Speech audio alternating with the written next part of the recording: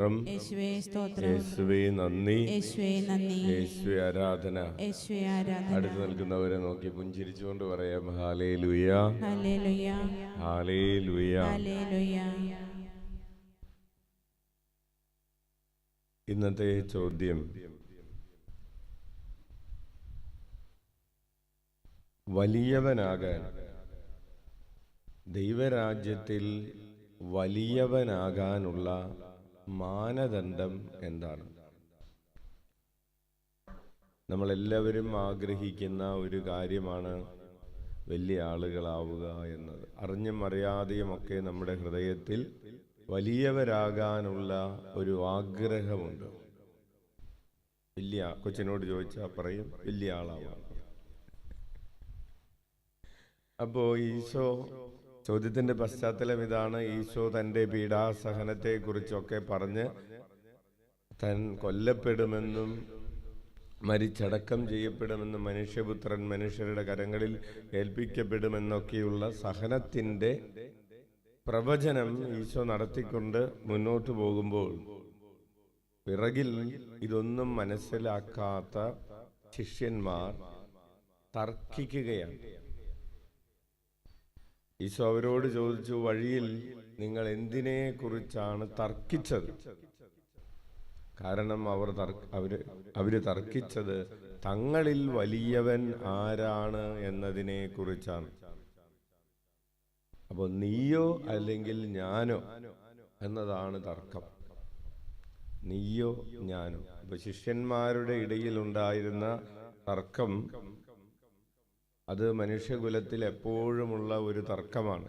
ഒരു ഭാര്യയും ഭർത്താവും തല്ലുപിടിക്കുന്നത് കേൾക്കുമ്പോൾ ആ തല്ലുപിടുത്തത്തിൻ്റെ ഉള്ളിലുള്ള സോൾ ഓഫ് ദ കോറൽ എന്ന് പറയുന്നത് എന്താണ്? നീയോ ഞാനോ.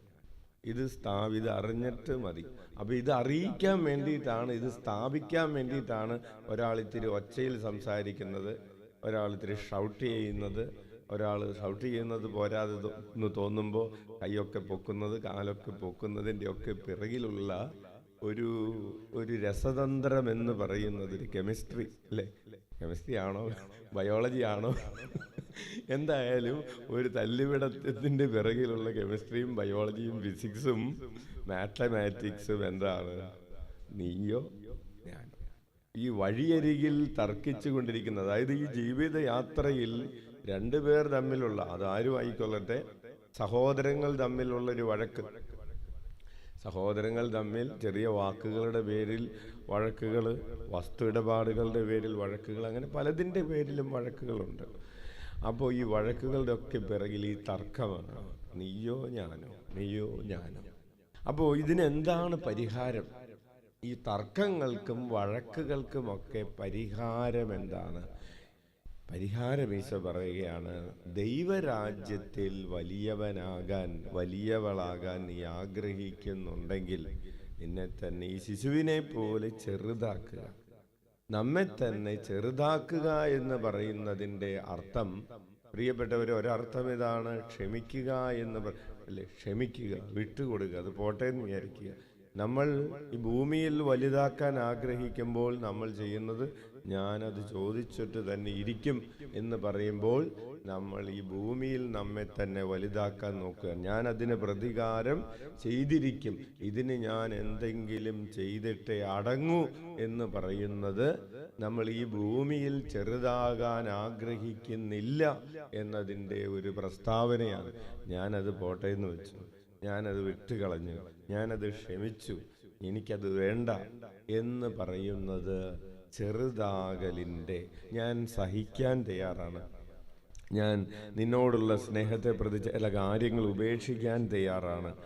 അപ്പോൾ ആത്മപരിത്യാഗം, ക്ഷമിക്കുക, ഇതൊക്കെ നമ്മെ തന്നെ ചെറുതാക്കുന്നതിൻ്റെ ചില സൂചനകളാണ്. കുറേയുണ്ട് ആ സൂചനകൾ. അപ്പോൾ അങ്ങനെ ചെയ്യുമ്പോൾ ഈശോ പറയുകയാണ്, നിങ്ങൾ ദൈവരാജ്യത്തിൽ വലിയവരാകും. Hallelujah, hallelujah. അപ്പോൾ മറ്റൊരു ചോദ്യം കൂടെ, നിനക്ക് എവിടെയാണ് വലിയ ആളാവേണ്ടത്? നമുക്കെല്ലാവർക്കും വലിയവരാകണമെന്ന് ആഗ്രഹമുണ്ട്. നിനക്ക് ഈ ഭൂമിയിൽ വലിയ ആളാവണോ, സ്വർഗത്തിൽ വലിയ ആളാകണോ? ഈ കുറ്റം പറഞ്ഞ് നടക്കുന്ന ചില ആളുകൾ എന്തിനാണ് അവരിങ്ങനെ പരദൂഷണവും കുറ്റവും ഒക്കെ പറഞ്ഞുകൊണ്ട് നടക്കുന്നത്? ഞാൻ തെറ്റൊന്നും ചെയ്തിട്ടില്ല, തെറ്റ് ചെയ്തതൊക്കെ അയാളും ഇയാളുമാണ്. തെറ്റ് ചെയ്തതിൻ്റെ കാരണം മുഴുവനും അവരാണ്, ഞാനല്ല. ഞാൻ ആരാണ്? ഞാൻ നല്ലവനാണ് എന്ന് സ്ഥാപിച്ച് നമ്മെ തന്നെ വലുതാക്കുക എന്നതാണ് കുറ്റം പറയുന്നതിൻ്റെ പിറകിലുള്ള, നേരത്തെ പറഞ്ഞതുപോലെയുള്ള കെമിസ്ട്രി. അപ്പോൾ നമ്മുടെ ഹൃദയത്തിൽ ഈ ഉള്ളിൻ്റെ ഉള്ളിൽ തന്നെ ഈ ഒരു സംഭവം മാറണം. ഒരു ദിവസം വഴക്ക് പറഞ്ഞുകൊണ്ടൊന്നും ഒരാൾ നന്നാവാനൊന്നും പോകുന്നില്ല. ഒരു ദിവസം തിരുത്തി കൊടുത്തത് കൊണ്ടൊന്നും നമുക്ക് മാറ്റം വരില്ല.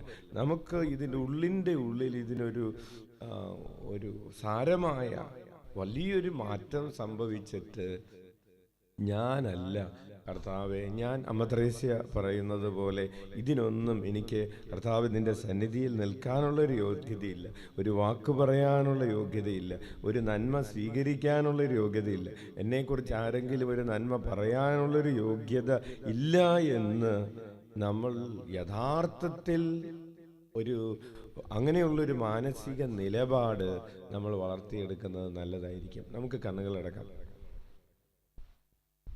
ഈ ഒരു ചിന്ത, പ്രിയപ്പെട്ടവരെ, നമ്മെ സൗഖ്യപ്പെടുത്തുന്ന ചിന്തയാണ്.